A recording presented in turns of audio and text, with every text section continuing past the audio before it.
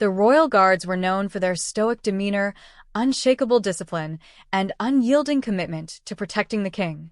But today, in a bustling square surrounded by gasps and horrified silence, all of that seemed to vanish in an instant. The guard, clad in his ceremonial red tunic and towering black bearskin hat, soared through the air like a rag doll. The force of the throw sent his weapon clattering to the cobblestones, and his body twisted mid-flight before slamming onto the ground with a sickening thud. The crowd erupted in a cacophony of screams, gasps, and frantic murmurs. The culprit stood tall, his muscled arms flexed and his face shadowed under a hoodie. He sneered at the fallen guard as if daring anyone to challenge him. Unbeknownst to the attacker, hidden among the stunned onlookers, was the King of England himself. Clad in a subtle disguise to move among his people unnoticed, the king's fists clenched as he watched the scene unfold. His eyes burned with equal parts shock and fury. The gang member laughed. He couldn't have known the storm that was about to descend on him. It had started as an ordinary day in the heart of London. Tourists filled the square near Buckingham Palace, their phones raised to capture the changing of the guards. The air smelled of roasted chestnuts and exhaust fumes, a typical mix of city life. Children squealed with delight as a street performer juggled flaming torches nearby, his antics drawing a growing crowd. Among the sea of faces was a figure who stood out, though he tried not to. His name was Marcus, and he had been a member of the notorious Black Vipers gang for years. His hoodie bore the gang's emblem, a snake coiled around a bleeding rose. Marcus wasn't in the square to sightsee or enjoy the performers. He was there on business. The gang's boss had sent him to deliver a message, a brutal one. The intended recipient was a local shopkeeper who had dared to refuse the Vipers' demands for protection money. The man owned a souvenir shop not far from the palace, and Marcus had every intention of making sure he understood the consequences of his defiance. As Marcus waited for the shopkeeper to emerge, his eyes darted around the square. He noticed the tourists gawking at the guards, the performers entertaining children, and the occasional police officer on patrol. None of it mattered to him. All he needed was 5 minutes alone with his target. But then something caught his attention. A young boy, no older than 8, had wandered too close to the edge of the square, where Marcus and his gang often loitered. The boy was black, his skin a rich shade of brown, and he wore a bright yellow jacket that made him impossible to miss. He clutched a Union Jack flag in one hand and a small toy soldier in the other. "Oi, kid," Marcus barked, his voice gruff. The boy froze, his wide eyes staring up at the towering man. Before Marcus could say anything else, a royal guard stepped forward. He had been watching the interaction from a distance and decided to intervene. "Is there a problem here?" the guard asked firmly, his hand resting on the ceremonial rifle slung over his shoulder. Marcus smirked. "Nah, just having a chat with the little lad here. What's it to you?" The guard's face remained impassive, but his tone carried a warning. "The boy doesn't appear to know you. I suggest you move along." Marcus laughed, a low, menacing sound that sent shivers through the nearby crowd. "You're not from around here, are you? Don't know who you're talking to." "I don't care who you are," the guard replied, stepping closer. "This is not how we treat people, especially children." That was all it took to light the fuse. Marcus's face twisted in anger. He grabbed the guard by the collar, yanking him forward with a strength that startled even himself. The crowd gasped, cameras flashing as tourists scrambled to capture the escalating scene. The guard struggled but kept his composure. "Unhand me immediately," he ordered. But Marcus wasn't listening. His gang had taught him that the best way to send a message was through violence. Without warning, he hoisted the guard off his feet and hurled him into the air. As Marcus stood over the motionless guard, the crowd erupted in chaos. Some people screamed, others ran for safety, and a few brave souls stepped forward, shouting for Marcus to stop. Among them was the young boy in the yellow jacket, tears streaming down his face as he clutched his toy soldier tightly. And then there was the king. Though his disguise concealed his identity, his royal training and years of leadership had conditioned him to act decisively in moments of crisis. He stepped forward, his voice cutting through the noise. "Enough!" Marcus froze, his head snapping toward the source of the command. The king's voice carried an authority that couldn't be ignored. The onlookers turned to see the man who had dared to challenge Marcus, their fear mingled with curiosity. Who was he, and why did he sound so familiar? Marcus sneered, but there was a flicker of uncertainty in his eyes. He had no idea that the man before him wasn't just another civilian. The king locked eyes with Marcus, his expression calm but unyielding. "Do you even know what you've done?" The tension in the square was palpable. The royal guard's comrades were rushing to his aid, their faces etched with a mix of anger and concern. The boys' cries echoed through the square, tugging at the hearts of everyone who heard them. And standing at the center of it all was Marcus, caught between his defiance and the strange, commanding presence of the man who had just confronted him. Then, without warning, a loud siren pierced the air. Police cars screeched to a halt at the edge of the square, their lights flashing.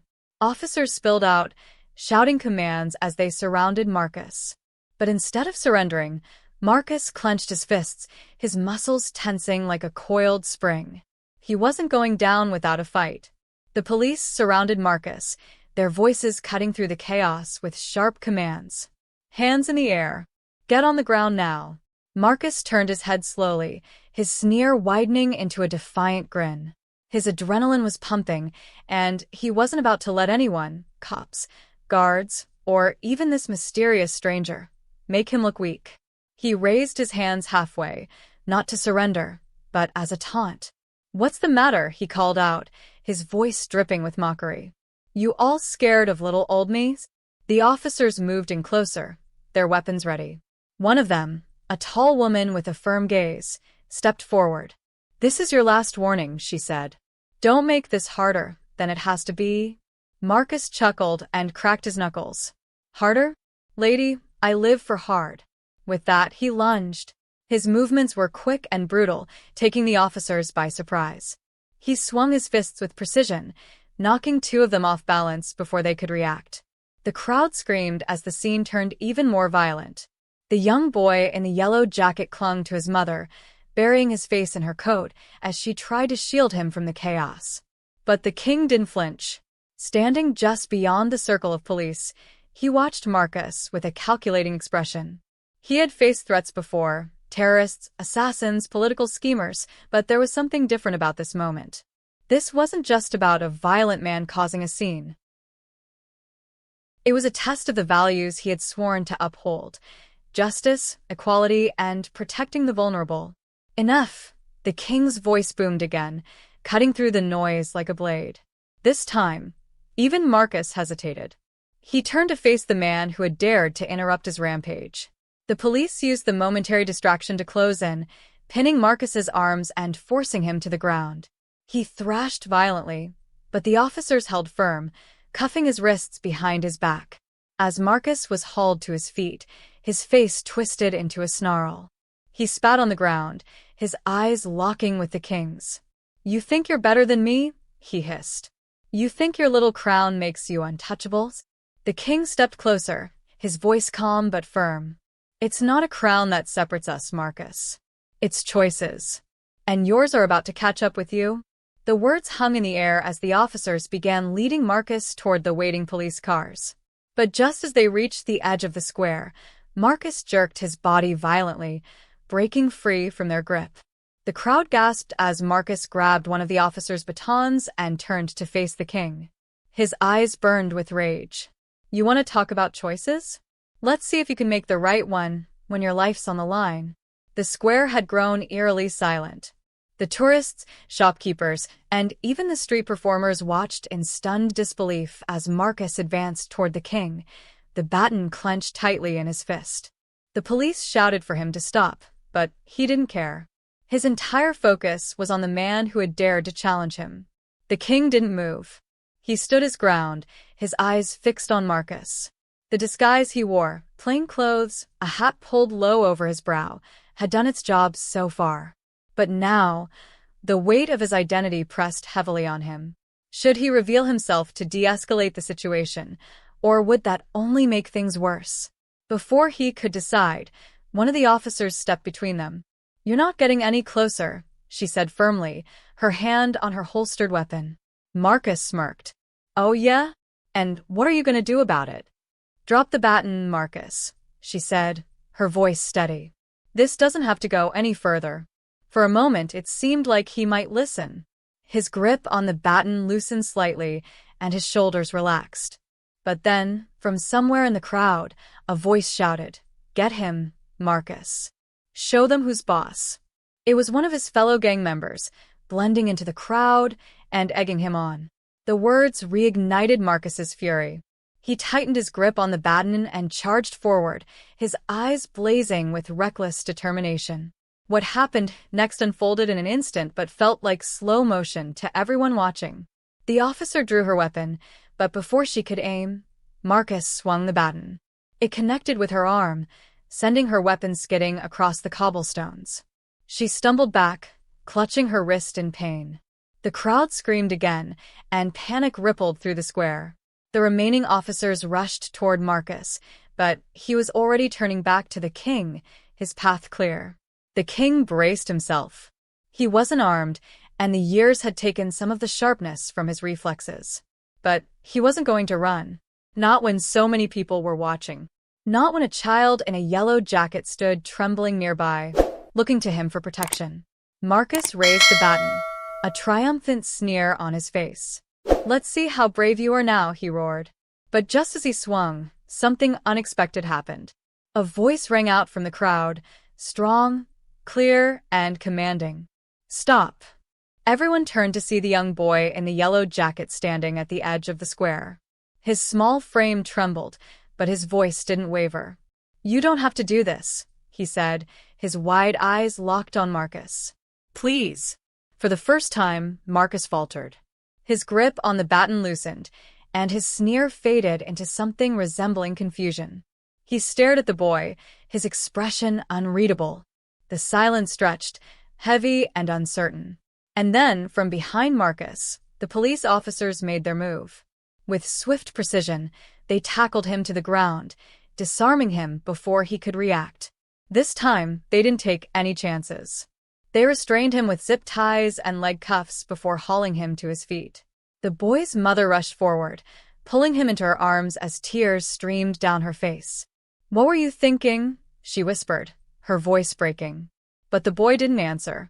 His eyes remained fixed on Marcus, who was now being dragged toward the waiting police cars. For a brief moment, their gazes met. And then Marcus was gone, shoved into the back of a squad car as the officers slammed the door shut. The square was still buzzing with tension, but the immediate danger had passed.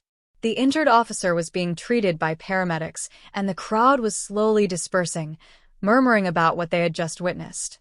The king stood silently, his gaze lingering on the boy in the yellow jacket. There was something remarkable about what the child had done. Something brave and pure. He wanted to approach him, to thank him, but before he could, the boy's mother whisked him away, disappearing into the crowd. The king sighed, adjusting his hat to hide his face as he turned to leave. But as he walked away, his mind raced with questions. Who was Marcus, really? What had driven him to such extremes? And, most importantly, how could this incident be a turning point, not just for Marcus, but for everyone involved? The king's thoughts were interrupted by one of his security officers, who had finally identified him in the chaos. "Your Majesty, we need to get you to safety," the man said, his tone urgent. The king nodded, but his eyes lingered on the square one last time. He had a feeling this wasn't the end of the story. It was only the beginning. Marcus sat in the back of the squad car, his hands tightly cuffed behind him. The reality of his situation began to set in. The initial adrenaline that had driven his violent outburst was fading, replaced by a cold, creeping dread. He stared out the window as the city blurred past, the flashing lights of police vehicles reflecting in the glass. He wasn't afraid of jail. He'd been there before. But this time was different. The faces of the crowd, the injured guard, and most disturbingly, the young boy in the yellow jacket kept flashing through his mind. For the first time in years, Marcus felt something unfamiliar, regret. The car pulled up to the station, and Marcus was dragged out, his feet scraping against the pavement. Officers guided him through the entrance, past the bustling desks and cells, until he was seated in a cold interrogation room. The air smelled of stale coffee and disinfectant. A camera mounted in the corner blinked red, recording his every move. He leaned back in the chair, forcing his usual smirk. He wouldn't let them see weakness. Not yet. Across the city, the King of England sat in his private chambers, his mind restless. He had changed out of his disguise, his formal attire now a stark reminder of the responsibility he bore. News of the incident had already begun to spread, and while his advisors urged him to make a statement, the king hesitated. "It's a delicate matter," his chief advisor said, pacing the room. "A royal guard injured, a violent gang member apprehended. It will raise questions. And you were there, Your Majesty. That changes everything." The king sighed. It wasn't just an act of violence. It was something deeper. That man, Marcus, he wasn't just lashing out at the guard. He was lashing out at a system he believes has failed him. The advisor frowned. "With all due respect, Your Majesty, that doesn't excuse his actions." "I'm not excusing him," the king replied firmly. "But I am saying we need to understand him. This isn't just about one man. It's about a pattern, a history we've ignored for too long." The advisor opened his mouth to respond, but was interrupted by a knock at the door. A messenger entered, bowing quickly before handing the king a folder. "Urgent news from the police, Your Majesty. It's about the man apprehended today." The king opened the folder, his eyes scanning the pages. His expression hardened as he read about Marcus's criminal history, assault, robbery, affiliation with the Black Vipers. But what caught his attention wasn't the crimes. It was a single note buried in the file. Grew up in foster care. Multiple placements. Expelled from school at 14. History of racial abuse reported at multiple institutions. The king closed the folder, his mind made up. "Arrange for me to meet him," he said. The advisor looked stunned. "Your Majesty, that's highly unorthodox." "Perhaps," the king said, standing. "But if we don't address the root of the problem, this will happen again. And next time, it might be worse." Back at the police station, Marcus was growing impatient. He'd been sitting in the interrogation room for nearly an hour, and no one had come to question him. The silence was gnawing at him. Just as he was about to shout for someone to come in, the door opened. 2 officers entered, followed by a man Marcus didn't recognize. He was older, with sharp eyes and an air of authority. He wasn't dressed like a cop, but something about him commanded respect. The man pulled out a chair and sat across from Marcus. "You've had quite a day," he said calmly. Marcus leaned back, crossing his arms. "What's it to you?" The man smiled faintly. "My name is irrelevant for now. What matters is that I'm here to understand you, Marcus. Not to judge, not to punish. To understand." Marcus narrowed his eyes. "Yeah, right. "You cops don't care about understanding. You just want to lock me up and throw away the key?" "I'm not a cop," the man said, his tone steady. "But I am someone who believes you're more than the worst thing you've done." Marcus blinked, taken aback. He wasn't used to hearing words like that, especially not from someone who clearly held power. But before he could respond, the man continued. "Let's start with the basics," he said. "Why did you attack that guard?" Marcus hesitated. The answer was simple, but saying it out loud felt dangerous. Finally, he shrugged. "He got in my way." The man tilted his head. "That's not the whole story, is it? What were you really angry about?" Marcus clenched his jaw, his defenses rising. "What do you care?" "Because your anger isn't just about today," the man said. "It's about years of pain. Years of being ignored, mistreated, and undervalued. Am I right?" Marcus's eyes widened. How did this stranger know so much? He shifted uncomfortably in his chair, unsure how to respond. "I read your file," the man said, answering the unspoken question. "But more than that, I see it in your eyes. You're not a monster, Marcus. You're a man who's been pushed to his limit." The words hit harder than any punch Marcus had ever taken. He looked away, his throat tight. For the first time in years, he felt exposed, like someone had peeled back the layers he'd built to protect himself. The man leaned forward. "You don't have to keep living like this. There's another way." Marcus scoffed, masking his vulnerability with sarcasm. Yeah? And what way is that? You gonna wave a magic wand and fix my life? No, the man said simply. But I can give you a choice. A chance to change. Marcus stared at him, searching for a catch. But the man's gaze remained steady, unyielding. Why would you care? Marcus finally asked, his voice quieter than before. The man smiled, a small, genuine smile. Because I've seen what happens when we don't care. And I refuse to let that happen again. Outside the interrogation room, the king watched through the one-way glass. He hadn't revealed his identity to Marcus yet, but he had a plan. A plan that would test not just Marcus, but the system that had failed him. As he turned to leave, the king's advisor caught up with him. Do you really think this will work, Your Majesty? The king paused, his expression thoughtful. I don't know. But if we don't try, we'll never know. Back in the room, Marcus looked at the man across from him. For the first time in years, he felt something other than anger. He felt the faintest flicker of hope. But hope is fragile, and the world is unpredictable. As the man stood to leave, the door burst open. An officer rushed in, her face pale. There's been an incident, she said urgently. It's the Black Vipers. They're on the move. Marcus's heart sank. He knew what that meant. And he knew it wasn't over. The officer's words hung heavy in the air. The Black Vipers are on the move. Marcus's stomach churned. He knew the gang's methods, their ruthlessness, and their loyalty to one thing: power. If they were mobilizing, it wasn't for a peaceful protest. It was a declaration of war. The man across from Marcus, the one with the steady gaze, leaned forward again. What does this mean, Marcus?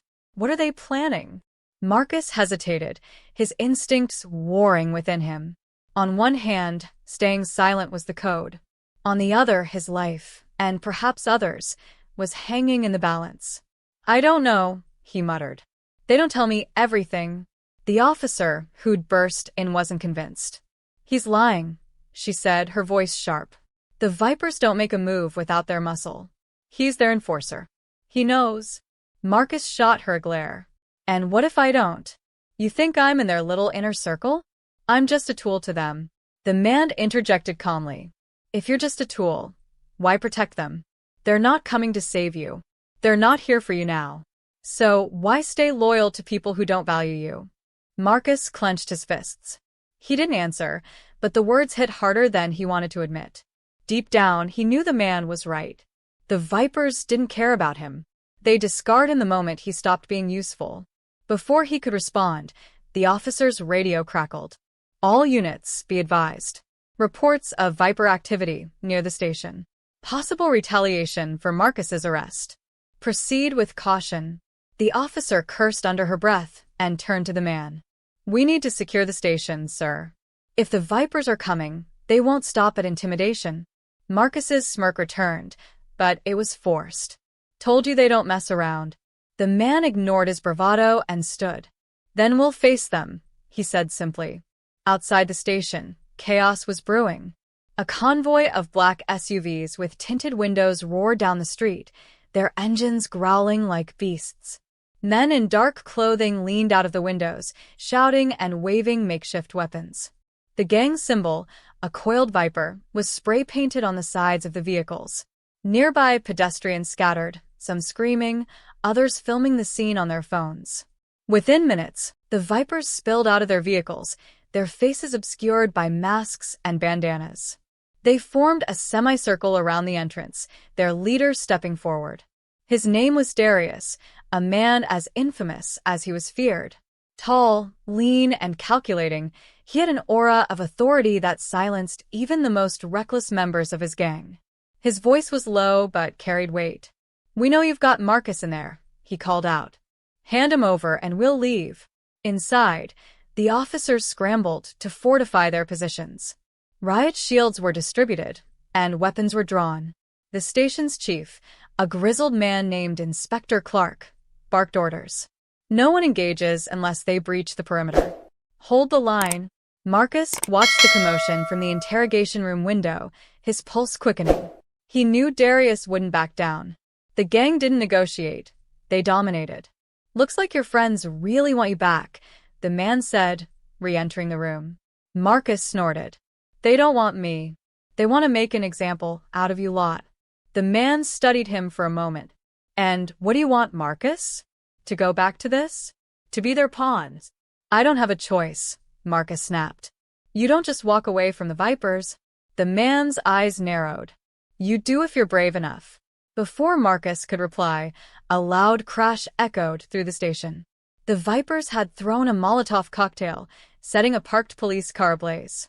Flames licked the air as smoke billowed, casting an ominous shadow over the scene. The standoff escalated quickly. The Vipers began smashing windows, throwing rocks and bottles at the station. Inside, the officers braced themselves, ready for the inevitable clash. The king, still watching from a secure observation room, clenched his fists. He wanted to intervene, but his advisors insisted he stay out of sight. This is madness, the king muttered. If we don't act soon, people will die. One of his security officers nodded. The police have it under control, Your Majesty. We need to prioritize your safety. But the king wasn't convinced. He'd seen enough inaction during his years as a leader. He wasn't about to stand by while the city burned. Back in the interrogation room, Marcus paced restlessly. The chaos outside was growing louder, and his nerves were fraying. The man sat quietly, watching him. You don't have to go back to this, the man said again. We can protect you, but you have to trust us. Marcus laughed bitterly. Protect me? You really think you can keep me safe from them? They've got eyes everywhere. I'd be dead in a week. Not if you help us stop them, the man countered. We can dismantle the Vipers, Marcus. But we need someone who knows how they operate. Someone on the inside. Marcus stopped pacing and stared at him. You want me to snitch? I want you to make a choice, the man said firmly.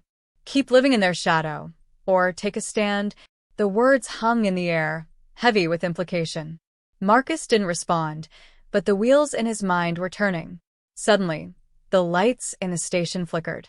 A loud bang reverberated through the building, followed by the sound of metal clanging against concrete.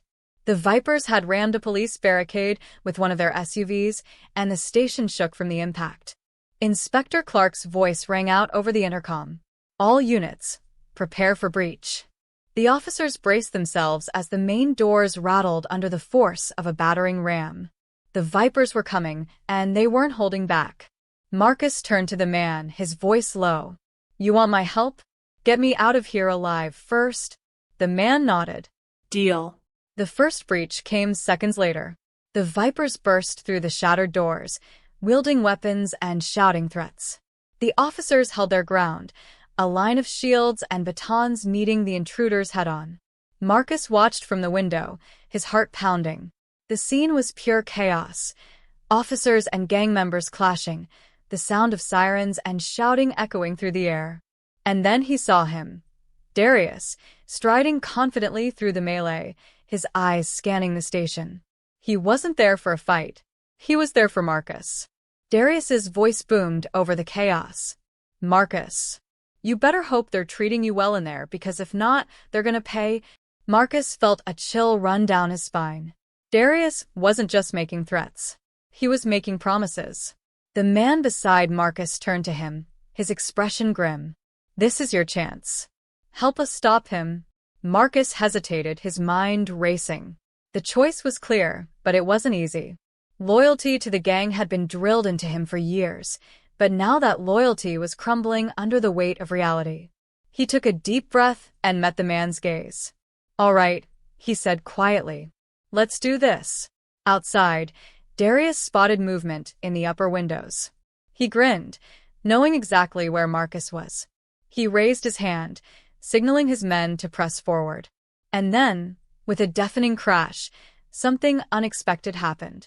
A police van smashed through the barricade from behind, cutting off the Vipers' retreat. Officers in riot gear poured out, shouting commands and rounding up gang members. Darius's grin vanished. His plan was falling apart. But he wasn't done yet. With one last command, he pointed to the interrogation room. Get Marcus. No matter what, the station shook as another blast echoed through the halls. Marcus felt his stomach drop. The Vipers were relentless, and Darius wasn't the type to leave without getting what he came for. The tension in the interrogation room was palpable as the man across from Marcus leaned closer. "They're coming for you," the man said. "If you want to survive this, we need to move now." Marcus hesitated. He didn't trust easily, and the idea of cooperating with someone he barely knew felt foreign. But he couldn't ignore the truth. Darius wouldn't stop until he was either free or dead. Slowly, Marcus nodded. "All right. What's the plan?" Before the man could answer, the door burst open, and Inspector Clark stepped in, his face flushed with urgency. "The upper floors are compromised," he barked. "We need to evacuate the building. Now." Clark's eyes landed on Marcus. "You're coming with us, whether you like it or not." Marcus smirked. "Do I have a choice?" "No," Clark replied curtly. He gestured to two officers who moved to flank Marcus. "Let's go." The group moved quickly through the station, navigating the chaos as officers clashed with Vipers in the main hall. The air was thick with the acrid smell of smoke and the shouts of combatants. Marcus glanced around, his heart pounding. He'd seen plenty of fights in his life, but this was different. This wasn't just about territory or pride, this was survival. As they approached the rear exit, a loud crash stopped them in their tracks. A group of Vipers had broken through one of the side doors, their faces obscured by masks. They spotted Marcus instantly. "There he is," one of them shouted. "Get him." The officers moved to shield Marcus, drawing their weapons. Clark shouted, "Get back. Don't come any closer." But the Vipers didn't stop. They charged forward, armed with bats, pipes, and knives. The officers opened fire, their shots echoing through the narrow hallway. One of the Vipers fell, but the others pressed on, undeterred. Marcus's instincts kicked in. "You need to move," he shouted, shoving one of the officers aside. "They're not going to stop." Clark nodded, barking orders. "Fall back to the stairwell. Now."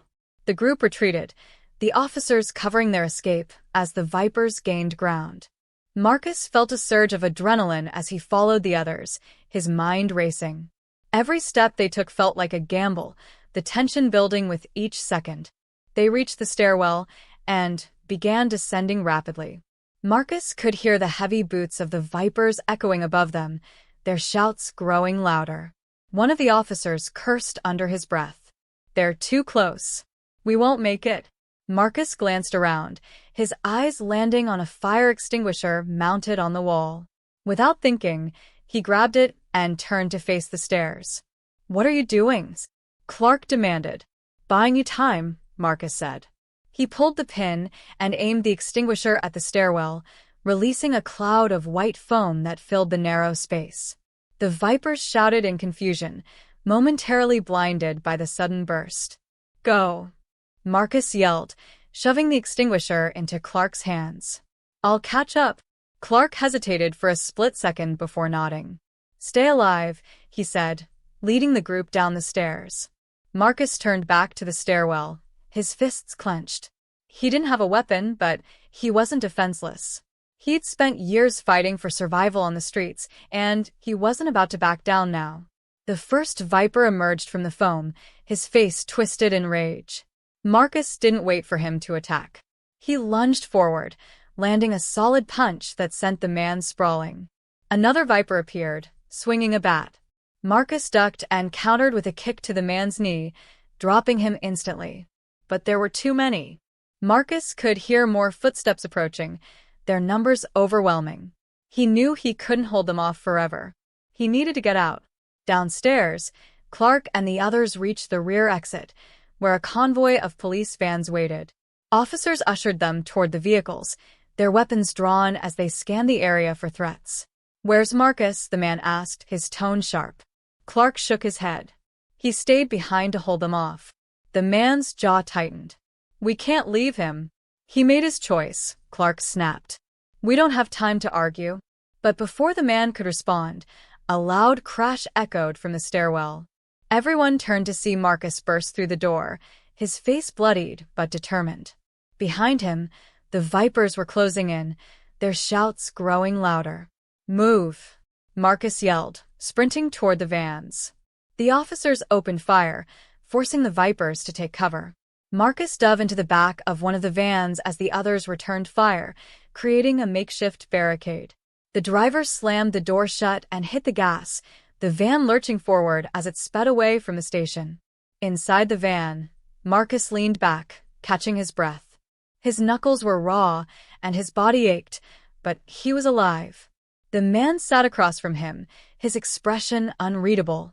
"You could have left me," Marcus said, his voice hoarse. "I don't leave people behind," the man replied simply.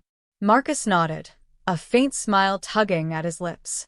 For the first time in years, he felt a glimmer of trust. But the moment was short-lived.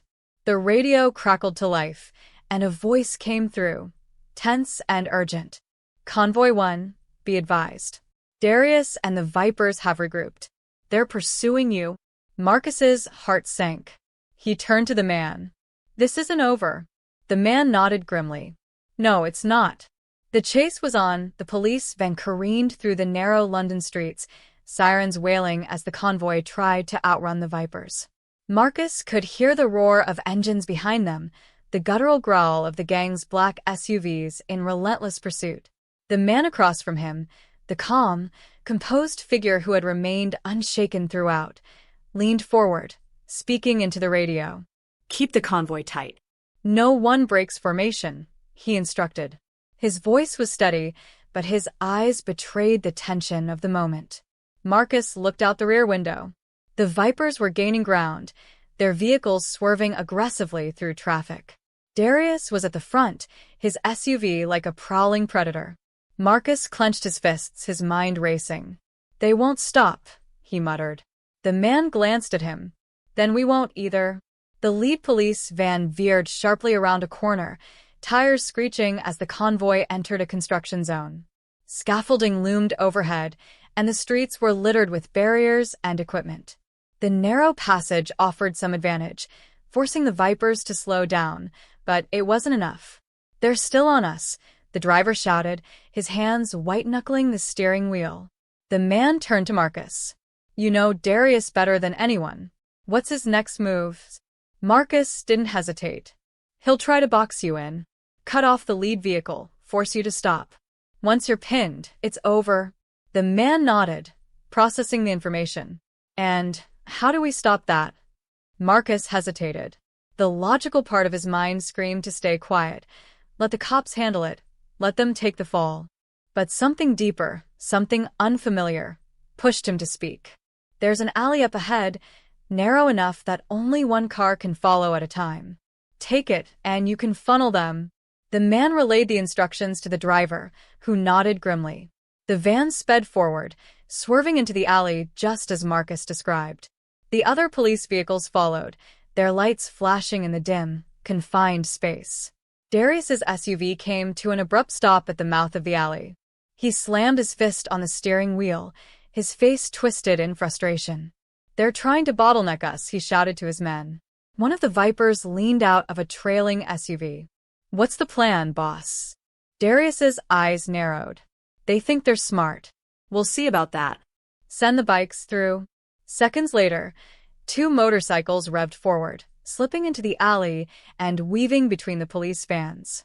The riders were fast, their engines roaring as they closed in on the convoy. Inside the rear van, Marcus saw them approaching. "They're sending bikes," he warned. "They're going to try to disable the vehicles." The man grabbed a radio. "Convoy, be advised. We've got incoming. Stay alert."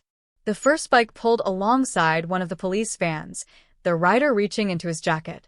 He pulled out a Molotov cocktail, lit it, and hurled it toward the van. The fiery bottle shattered against the side, flames licking the metal as the vehicle swerved dangerously. Marcus watched the scene unfold, his jaw tightening. "They're not playing around." The second bike approached Marcus's van, its rider pulling out a crowbar. He swung it at the side mirror, shattering the glass before moving to the rear tires. "They're going for the wheels," the driver shouted. Marcus didn't think. He acted. He grabbed a fire extinguisher from under the seat, threw open the back doors of the van, and leaned out precariously. The wind whipped at his face as he aimed the extinguisher at the bike. With a hiss, he unleashed a cloud of foam directly into the rider's face. The biker veered wildly, losing control. His bike skidded and crashed into the wall of the alley, sparks flying as he tumbled to the ground. The second bike backed off, retreating to regroup. The man grabbed Marcus by the arm, pulling him back inside. That was reckless. Marcus shrugged, a faint smirk on his face. Yeah, but it worked. The convoy emerged from the alley onto a wider street, but their reprieve was short-lived. Darius and the remaining Vipers had found another route, and now they were closing in from all sides. One SUV rammed into the lead police van, forcing it to swerve into a parked car. The man grabbed the radio. Unit 1 is down. Unit 2, take the lead. Marcus leaned forward, scanning the streets ahead. You're running out of road. They've got you boxed in. The man's jaw tightened. Not yet. The driver of Marcus's van took a sharp right, barreling toward a pedestrian bridge that spanned the Thames. The bridge was narrow, barely wide enough for a single vehicle. It was a gamble, but it was their only chance. Hold on, the driver shouted. The van sped onto the bridge, the other police vehicles close behind. The Vipers followed, their tires screeching against the pavement. The weight of the vehicles made the bridge tremble, but there was no turning back now. Darius's SUV was at the rear of the pack, his men pushing forward to close the gap. He grabbed his radio, barking orders. Cut them off at the other side. This ends here. On the bridge, chaos erupted. One of the police vans clipped the railing, its side scraping against the metal as sparks flew. Marcus looked out the window and saw the river below, dark and unforgiving. Hope this thing holds, he muttered. The man turned to him, his expression serious. It has to. But just as the van reached the middle of the bridge, a deafening explosion shook the structure. One of the Vipers had detonated something near the entrance, blocking off the way they had come. The bridge groaned under the strain, cracks spidering across the pavement. They're trying to trap us, the driver shouted. Marcus's mind raced. He turned to the man. If this bridge goes, we're all dead. The man nodded. Then we don't let it go. As the convoy reached the end of the bridge, they saw the Vipers waiting for them, their vehicles forming a blockade. Darius stood at the center, his arms crossed, a triumphant smirk on his face. The man turned to Marcus. You said he likes to make examples. What happens next? Marcus's stomach churned. He's not here to talk. He'll burn this whole place down if it means making a point. The man's expression hardened. Then we'll make our own point. The van screeched to a halt just feet from the blockade. The officers inside readied their weapons, tension crackling in the air like static. Marcus clenched his fists, his heart pounding as he prepared for the inevitable. Darius stepped forward, his voice carrying over the chaos. Marcus, you've got one chance to come back with us. Don't make me come get you.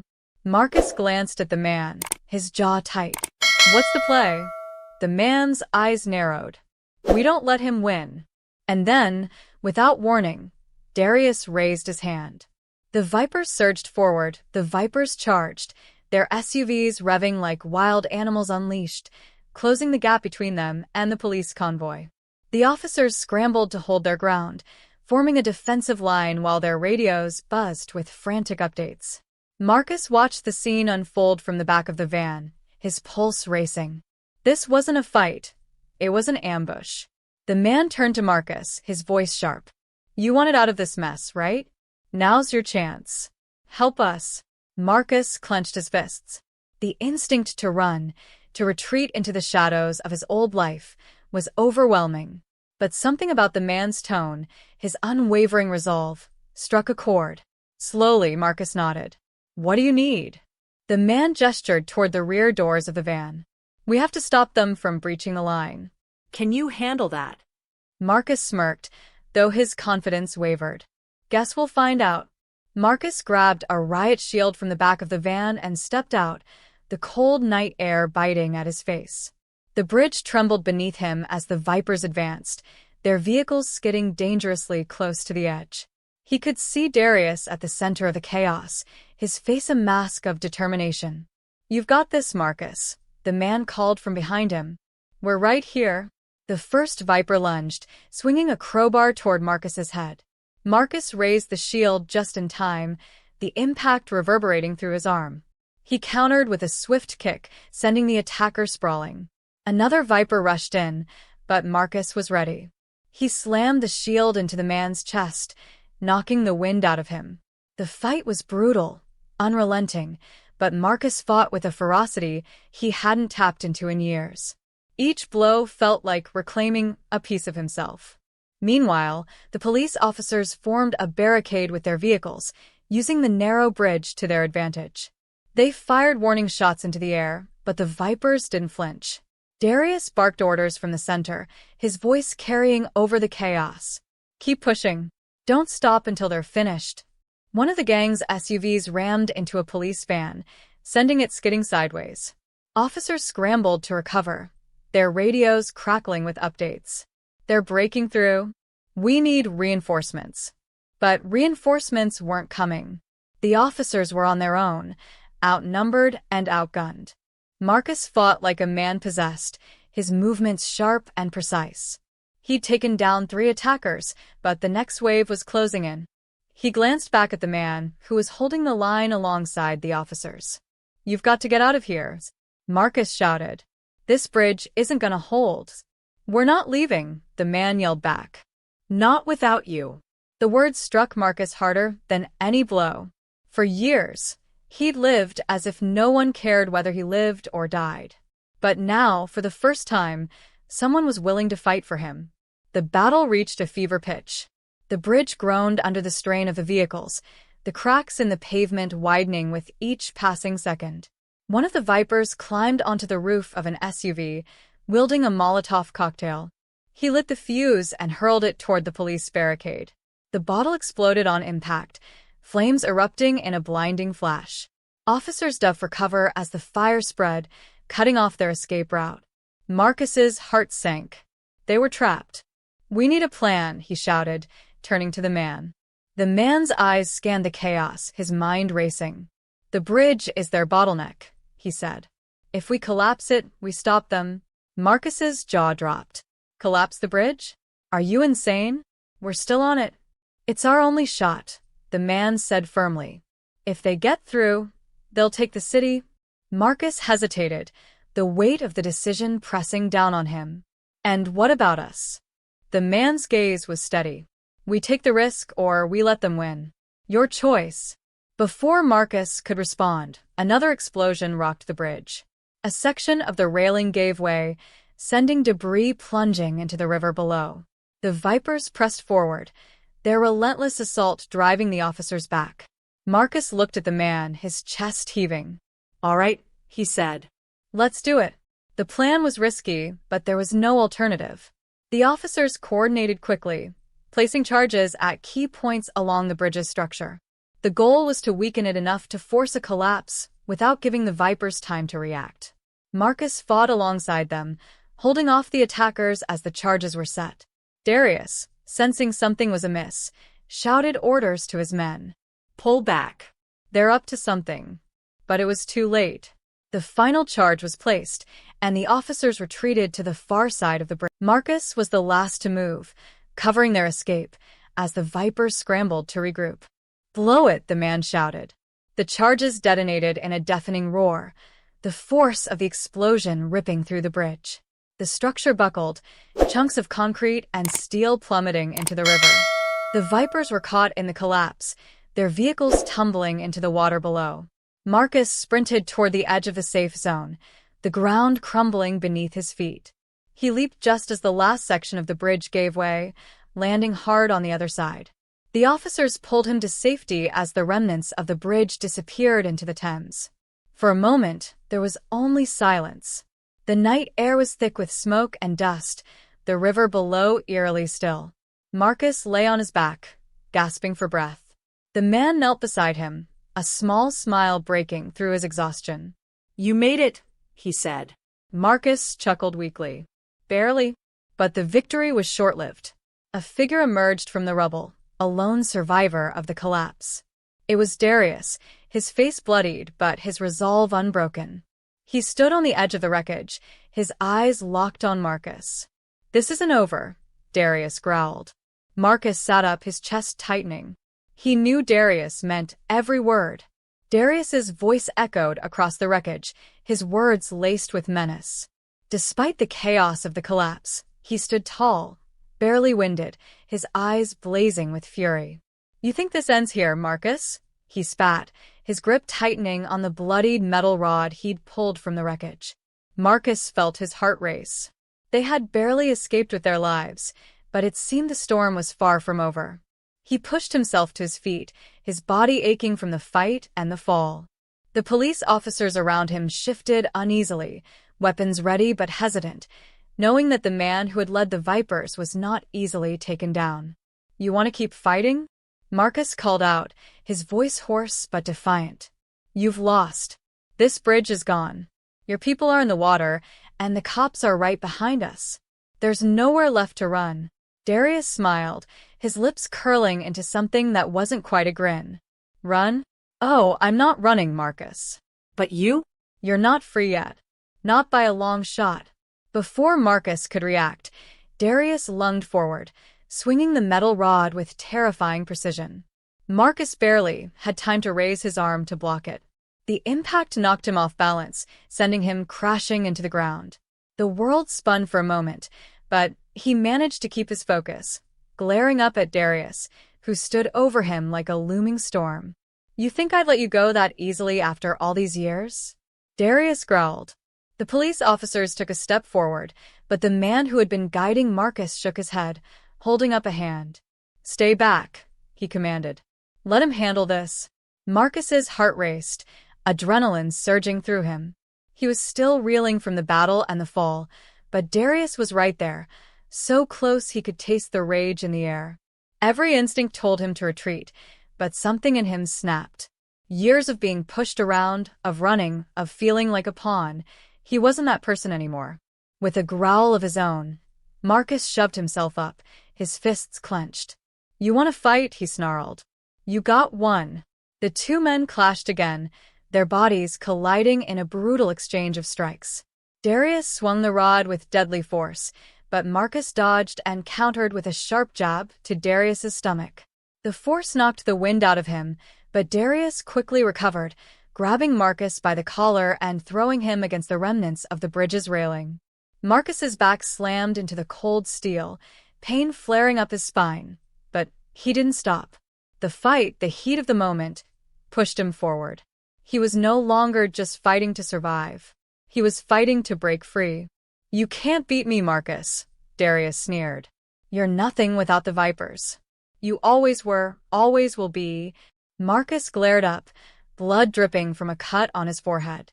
His eyes burned with determination. "I'm not your property anymore," he spat, pushing himself off the broken railing. "And I'm done with your games." In a blur of motion, Marcus kicked Darius's legs out from under him. The Viper leader fell hard, but he quickly scrambled to his feet, fury in his eyes. Darius lunged forward, but Marcus was faster this time. He dodged the strike and slammed his shoulder into Darius's chest, knocking him to the ground once again. Darius growled in frustration, his breath ragged. He struggled to get back up, but Marcus was already there, standing over him, fists raised. "This is over," Marcus said, his voice low and steady. "It's done." For a moment, everything was still. Darius lay on the ground, panting, his body battered and bruised. Marcus stood over him, watching him carefully, waiting for the man to make a move. But Darius didn't move. He just lay there, his chest heaving as he looked up at Marcus with a mixture of hatred and disbelief. "You think you've won, don't you?" Darius muttered, his voice hoarse. Marcus didn't answer. He simply turned and walked away, back toward the group of officers who had been waiting. The sound of approaching sirens filled the air, and the chaos of the battle began to settle into the grim silence of the aftermath. The man who had been guiding Marcus stepped forward, his expression unreadable. He placed a hand on Marcus's shoulder. "You did it," he said quietly. "You took down the Vipers." Marcus nodded, but his gaze remained fixed on the horizon. "I didn't take them down. Not yet." The aftermath of the battle was far from over. The Vipers had been weakened, but Darius and the remnants of his gang were still out there, still a threat. The police worked quickly to clear the wreckage of the bridge and secure the area. Several of the Vipers were taken into custody, but Darius was not among them. As Marcus stood there, watching the officers work, the weight of the night's events pressed down on him. He had survived, yes, but the world wasn't any safer. The Vipers were still out there, and Darius wasn't one to go quietly. The battle may have been won, but the war was far from over. The man who had been with him since the beginning placed a hand on his shoulder once again. "Where do we go from here?" he asked, his voice laced with concern. Marcus took a deep breath, his eyes scanning the scene. "I don't know," he said. "But wherever we go, it's gotta be somewhere different. I'm done with this life." For the first time in years, Marcus allowed himself to imagine a future beyond the gang, beyond the violence. The road ahead was uncertain, and the dangers weren't over. But in that moment, for the first time, Marcus felt a glimmer of hope. The days following the battle were a blur. Darius was still at large, and Marcus knew that it wouldn't be long before the Vipers regrouped. But for now, he was free. He had earned his freedom, not through escape or avoidance, but through the strength to face his past head-on. The man who had been his mentor and guide offered him a place to stay, a chance to rebuild, and Marcus didn't hesitate. He took the opportunity, knowing it was the first real chance he had at something resembling peace. But even as he settled into his new life, the memory of Darius's last words haunted him. The Vipers were down, but not out. And one thing was certain. The battle had only just begun. The quiet that followed the collapse of the bridge was deceptive.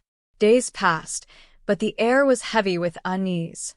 Marcus kept a low profile, staying in a safe house arranged by the man who had guided him through the chaos.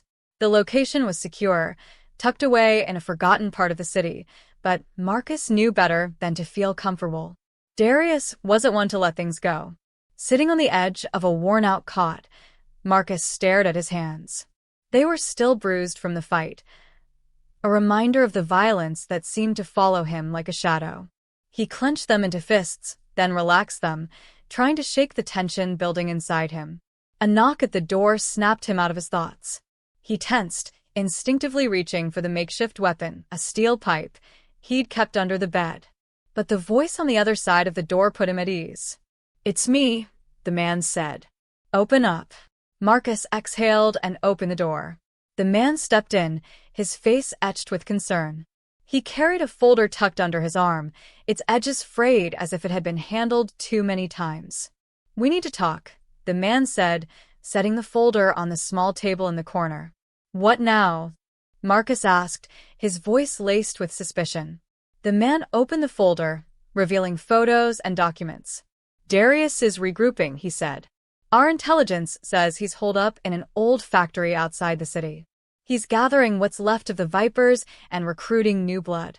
He's not just rebuilding, he's planning something big." Marcus leaned over the table, his eyes scanning the photos.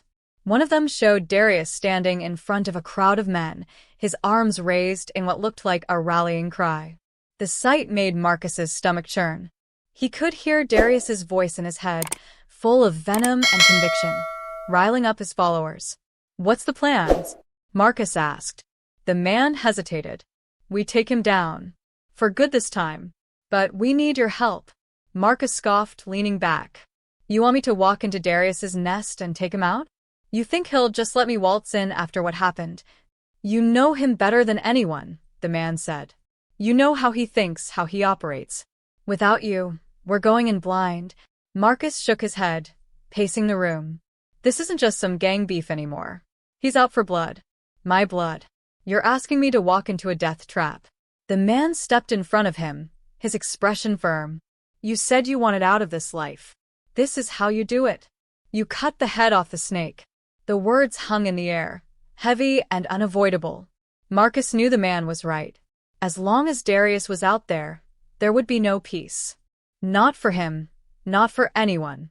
The next evening, Marcus found himself in a dimly lit warehouse, surrounded by officers and agents preparing for the raid. The tension was palpable, the air buzzing with anticipation. Maps and blueprints of the factory covered a large table in the center of the room, with markers indicating entry points and escape routes. Marcus stood apart from the group, his arms crossed as he listened to the briefing. The plan was straightforward: a coordinated strike to neutralize the Vipers and capture Darius alive. But Marcus knew better than to expect things to go smoothly. "You ready for this?" the man asked, approaching him. Marcus nodded, though his gut twisted with anxiety. "I don't think I've ever been ready for anything." The man smirked faintly. Good. "That's usually when you do your best work." Night fell as the team approached the factory, their vehicles moving silently under the cover of darkness. Marcus sat in the back of one of the vans, his heart pounding as they neared the target. He glanced out the window, the outline of the factory looming like a beast in the shadows. The radio crackled to life. "All units in position." Awaiting the signal, Marcus tightened his grip on the weapon he'd been given, a compact but deadly baton. He wasn't sure if it would be enough, but it was better than nothing. The signal came moments later, a sharp burst of static followed by a single word: "Go." The raid began with a flash of chaos. The first team breached the factory's perimeter, their movements swift and precise. The sound of shattering glass and the heavy thud of boots filled the air as the officers stormed the building. Marcus stayed close to the man, his eyes scanning every shadow for signs of movement. Inside, the factory was a labyrinth of rusted machinery and crumbling walls. The air was thick with dust, and the faint hum of fluorescent lights buzzed overhead. The team moved cautiously, their weapons raised, as they cleared room after room. But the further they went, the more it became clear: something wasn't right. "They're not here," one of the officers muttered, his voice tinged with frustration. Marcus frowned, his instincts prickling. "Darius isn't stupid. If he knew you were coming, he'd have moved." The man nodded. "Or, he's waiting for us." As if on cue, the sound of footsteps echoed through the factory. Marcus froze, his heart pounding as the noise grew louder. The team formed a defensive circle, their weapons trained on the dark corridor ahead. And then, from the shadows, Darius stepped into view. He was alone, his hands raised in mock surrender, a smug grin on his face. "Surprise," he said, his voice dripping with sarcasm. "You didn't think I'd make it that easy, did you?" The man stepped forward, his weapon trained on Darius. "It's over. Call off your men." Darius laughed, the sound echoing through the empty factory. "My men? Oh, they're not here. But you are. And that's all I need." Marcus's blood ran cold. He realized too late what Darius had planned. The factory doors slammed shut, the sound reverberating like a gunshot. From somewhere above, the creak of machinery echoed, followed by the unmistakable hiss of gas being released. Darius's grin widened. "Welcome to the endgame." The hiss of gas filled the air, sharp and menacing, as Darius's grin stretched wider. The officers scrambled, shouting into their radios for an evacuation, but the heavy factory doors remained sealed. The team's flashlights flickered in the haze, casting eerie beams through the thickening mist. Marcus's chest tightened. Darius had turned the factory into a trap, and they were all caught in it. Darius stood still, his arms crossed, savoring the panic. "You didn't really think you could just stroll in here and take me out, did you?" His voice echoed through the cavernous space. "This is my city. My rules." Marcus's fists clenched. His mind raced as he scanned the room for an opening. The man who had been guiding him stepped forward, weapon raised. "Shut it down, Darius," he commanded. "Whatever you're pumping into the air, it stops now." Darius tilted his head mockingly. "Or what? You'll shoot me? Go ahead.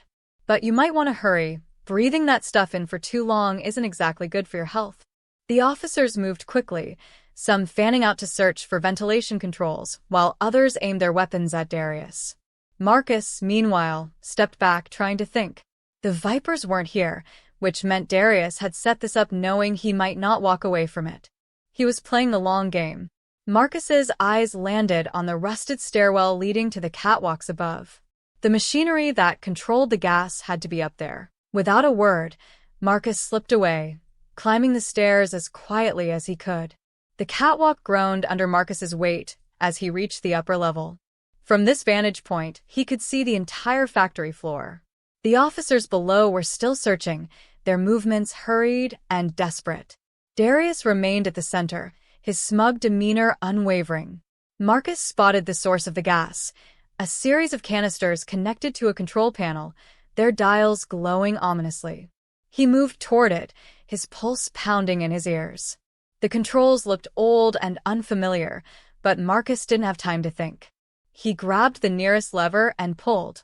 The gas hissed louder. "Wrong one," Marcus muttered, cursing under his breath. Below, Darius noticed Marcus's movement. His grin faltered, replaced by a flash of irritation. "Hey," he shouted, pointing up. "What are you doing up there?" The officers turned their attention to Marcus, realizing what he was attempting. "Cover him," the man shouted, motioning for his team to create a defensive barrier. Darius growled, pulling a knife from his waistband.